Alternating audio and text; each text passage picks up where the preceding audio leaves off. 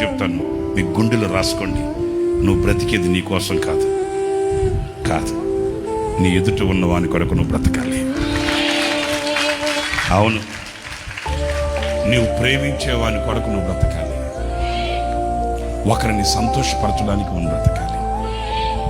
నేను వెలిగింది నా కొరకు కాదు, చీకట్లో ఉన్న వానికి వెలుగు ఇవ్వడానికి నేను పుట్టాను. హల్లెలూయా. నా జీతం, నా సంపద, నేను నాకే, నా పిల్లలు, నేను అట్లా కాదు. నీ కుటుంబం 10 కుటుంబాలకు ఆశ్రయమై ఉండాలి. నీ సాక్ష్యం నీ సంఘానికి వెన్నెముకై ఉండాలి.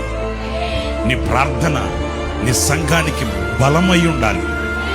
నీ కన్నీళ్లు నీ సంఘానికి సత్తువై ఉండాలి. నీవు లోకానికి పత్రికవై ఉండాలి. హల్లెలూయా.